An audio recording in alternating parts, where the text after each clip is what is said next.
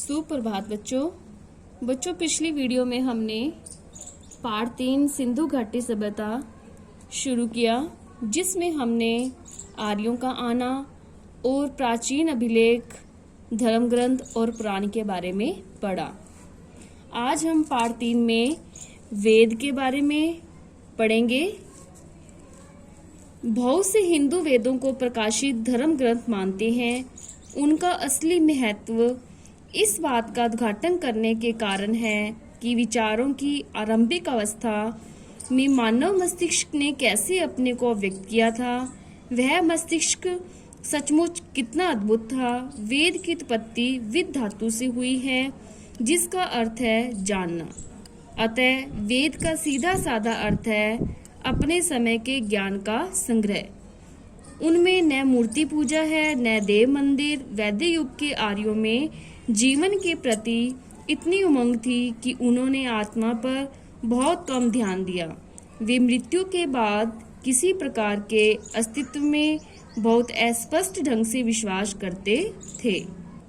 पहला वेद यानी ऋग्वेद शायद मानव जाति की पहली पुस्तक है।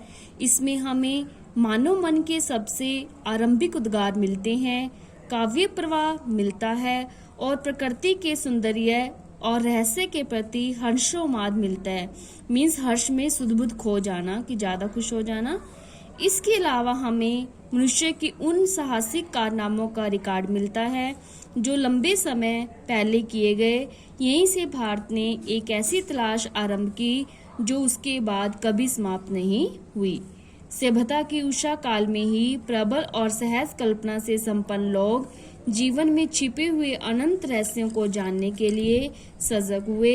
उन्होंने अपनी सहज आस्था के कारण प्रकृति के प्रत्येक तत्व और शक्ति में देवत्व का आरोप किया, पर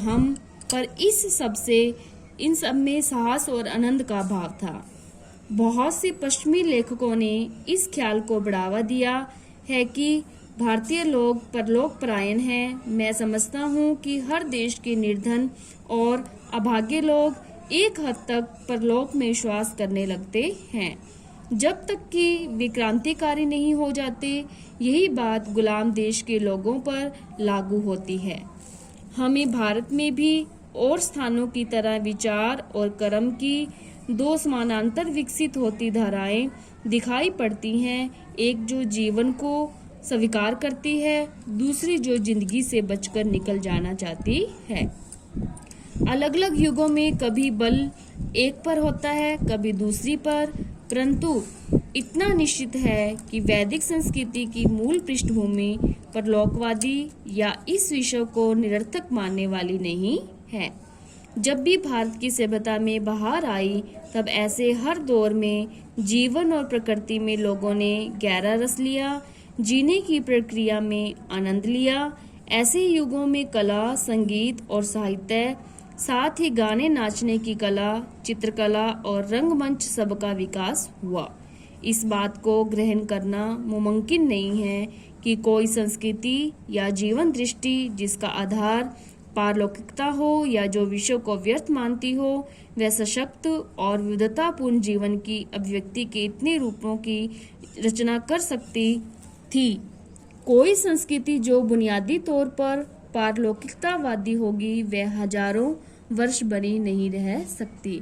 आइए अब हम भारतीय संस्कृति की निरंतरता के बारे में पढ़ते हैं।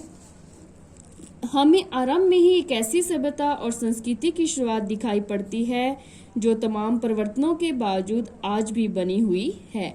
इसी समय मूल आदर्श आकर ग्रहण करने लगते हैं और साहित्य और दर्शन, कला और नाटक तथा जीवन के और तमाम क्रियाकलाप इन आदर्शों और विश्व दृष्टि के अनुकूल चलने लगते हैं।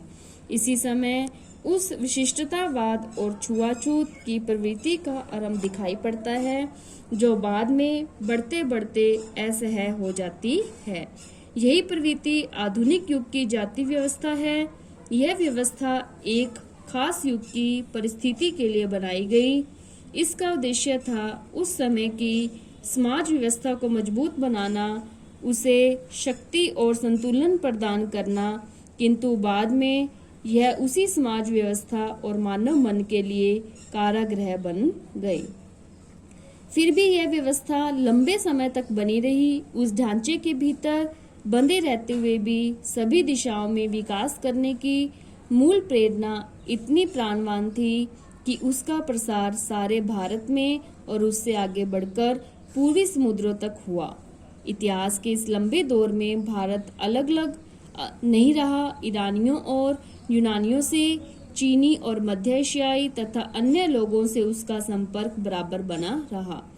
3-4 हजार वर्षों का यह सांस्कृतिक विकास और उसका अटूट सिलसिला अद्भुत है। आइए अब हम उपनिषद के बारे में पढ़ते हैं। उपनिषदों का समय ईसा पूर्व 800 के आसपास माना जाता है। वे हमें भारतीय आर्यों के चिंतन में एक कदम और आगे ले जाते हैं और यह एक लंबा कदम है। उपनिषदों में जांच पड़ताल की चेतना और चीजों के बारे में सत्य की खोज का उत्साह दिखाई पड़ता है। यह सही है कि सत्य की यह खोज आधुनिक विज्ञान की वस्तुनिष्ठ पत्ति से नहीं की गई, फिर भी उनके दृष्टिकोण में वैज्ञानिक पत्ति का तत्व मौजूद है। वे किसी किस्म के हठवाद को अपने रास्ते में नहीं आने देते। उनका जोर अनिवार्य रूप से आत्मबोध पर है, व्यक्ति की आत्मा और परमात्मा संबंधी ज्ञान पर है। इन दोनों को मूलतः एक कहा गया है, बाह्य। ठीक है, बाह्य होता है वह प्राचीन लिपि, ठीक है, जिससे देवनागरी और अन्य आधुनिक भारतीय लिपियों की उत्पत्ति हुई, उसे कहते हैं बाह्य। बाह्य वस्तु जगत को मिथ्या तो नहीं कहा गया, उसे सापेक्ष रूप से सत्य कहा गया है, आंतरिक सत्य के एक पहलू के अर्थ में।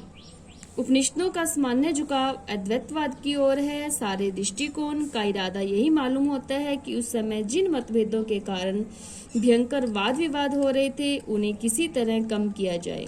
यह समंजन का रास्ता है। जादू टोने में दिलचस्पी या उसी किस्म के लोकोत्तर ज्ञान को सख्ती से निरुत्साहित किया गया और बिना सच्चे ज्ञान के कर्मकांड और पूजा पाठ को व्यर्थ बताया गया है। उपनिषदों की सबसे प्रमुख विशेषता है सच्चाई पर बल देना। उपनिषदों की मशहूर प्रार्थना में प्रकाश और ज्ञान की कामना की गई है। असत से मुझे सत्य की ओर ले चल, अंधकार से मुझे प्रकाश की ओर ले चल, मृत्यु से मुझे अमरत्व की ओर ले चल। बार बार हमें एक बेचैन मन झांकता दिखाई पड़ता है जो निरंतर किसी खोज में, किसी प्रश्न का उत्तर पाने में लगा है। ऐत्रेय ब्राह्मण में इस लंबी अनंत अनिवार्य यात्रा के बारे में एक स्रोत है। हर श्लोक का अंत इस टेक से होता है, चरैवेति चरैवेति, हे यात्री इसलिए चलते रहो चलते रहो। आइए अब व्यक्तिवादी दर्शन के लाभ और हानियों के बारे में पढ़ते हैं। उपनिषदों में बराबर इस बात पर जोर दिया गया है कि कारगर रूप से प्रगति करने के लिए जरूरी है कि शरीर स्वस्थ हो, मन स्वच्छ हो और तन और मन दोनों अनुशासन में रहें। ज्ञानार्जन या किसी भी तरह की उपलब्धि के लिए संयम, आत्मपीड़न और आत्मत्याग जरूरी है। इस प्रकार की तपस्या का विचार भारतीय चिंतन में सहज रूप से निहित है। गांधी जी के नेतृत्व में जिन जन आंदोलनों ने भारत को हिला दिया, उनके पीछे जो मनोवृत्ति काम करती रही है उसकी सही समझ के लिए इस विचार को समझना जरूरी है। भारतीय आर्य अपने से भिन्न औरों के विश्वासों और जीवन शैलियों के प्रति चरम सहनशीलता के कारण उन झगड़ों को बचाते रहे जो अक्सर समाज को खंड खंड कर देते हैं। उन्होंने एक तरह का संतुलन बनाए रखा, एक व्यापक ढांचे के भीतर रहते हुए भी लोगों को अपनी पसंद की जिंदगी बसर करने को काफी छूट देकर उन्होंने एक प्राचीन और अनुभवी जाति की समझदारी का परिचय दिया। उनकी ये उपलब्धियां बहुत अनोखी थी, लेकिन उनके इसी व्यक्तिवाद का परिणाम यह हुआ कि उन्होंने मनुष्य के सामाजिक पक्ष पर, समाज के प्रति उसके कर्तव्य पर कम ध्यान दिया। हर व्यक्ति के लिए जीवन बंटा और बंधा हुआ था। उसके मन में एक समग्र समाज की न कोई कल्पना थी, न उसके प्रति कोई दायित्व बोध था। इस बात का भी कोई प्रयास नहीं किया गया कि वह समाज के साथ एकात्मा महसूस करे। इस विचार का विकास शायद आधुनिक युग में हुआ, किसी प्राचीन समाज में यह नहीं मिलता, इसलिए प्राचीन भारत में इसकी उम्मीद करना गैर मुनासिब होगा। व्यक्तिवाद, अलगाववाद और ऊंच नीच पर आधारित जातिवाद पर भारत में कहीं अधिक बल दिया जाता है। बाद में हमारी जनता का दिमाग इस प्रवृत्ति का बंदी बन गया। हमारे पूरे इतिहास में यह एक बहुत बड़ी कमजोरी रही। यह कहा जा सकता है कि जाति व्यवस्था में शक्ति के बढ़ने के साथ साथ हमारी बौद्धिक जड़ता बढ़ती गई और जाति की रचनात्मक शक्ति धुंधलाती चली गई। भौतिकवाद हमारा बहुत बड़ा दुर्भाग्य है कि हमने यूनान में, भारत में और दूसरे भागों में भी विश्व के प्राचीन साहित्य के एक बहुत बड़े हिस्से को खो दिया है। यह शायद इसलिए हुआ है कि इन ग्रंथों को आरंभ में ताड़पत्रों पर या भोजपत्रों पर लिखा गया था। कागज पर लिखने का चलन बाद में हुआ। बहुत सी प्राचीन भारतीय पुस्तकें अब तक भारत में नहीं मिली, पर चीनी और तिब्बती भाषा में उनके अनुवाद मिल गए हैं। जो पुस्तकें खो गई हैं उनमें भौतिकवाद पर लिखा गया पूरा साहित्य है। भौतिकवाद यानी कि मैटेरियलिज्म, पंचभूत निर्मित यह संसार ही सत्य है, यह सिद्धांत प्रतिपादित करने वाला मत है, वो है भौतिकवाद, जिसकी रचना आरंभिक उपनिषदों के ठीक बाद हुई थी। इस साहित्य का हवाला अब सिर्फ उनकी आलोचनाओं में मिलता है या फिर भौतिकवादी सिद्धांतों के खंडन के विशद प्रयास में। फिर भी इस बात में कोई संदेह नहीं है कि भारत में सदियों तक भौतिकवादी दर्शन का प्रचलन रहा और जनता पर उस समय उसका गहरा प्रभाव रहा। राजनीतिक और आर्थिक संगठन पर ईस्वी पूर्व 4वीं शताब्दी में रचित कौटिल्य की प्रसिद्ध रचना अर्थशास्त्र में इसका उल्लेख भारत के प्रमुख दार्शनिक सिद्धांत के रूप में किया गया है। भारत में भौतिकवाद के बहुत से साहित्य को पुरोहितों और धर्म के पुराणपंथी स्वरूप में विश्वास करने वाले लोगों ने बाद में नष्ट कर दिया। भौतिकवादियों ने विचार, धर्म और ब्रह्म विज्ञान के अधिकारियों और स्वार्थ से प्रेरित विचारों का विरोध किया। उन्होंने वेदों, पुरोहिताई और परंपरा प्राप्त विश्वासों पर विचार करते हुए यह घोषणा की कि विश्वास को स्वतंत्र होना चाहिए और पहले से मान ली गई बातों या अतीत के प्रमाणों पर निर्भर नहीं रहना चाहिए। उन्होंने हर तरह के जादू टोने और अंधविश्वास की घोर निंदा की है। उनका सामान्य रुख अनेक दृष्टियों से आधुनिक भौतिकवादी दृष्टिकोण जैसा था।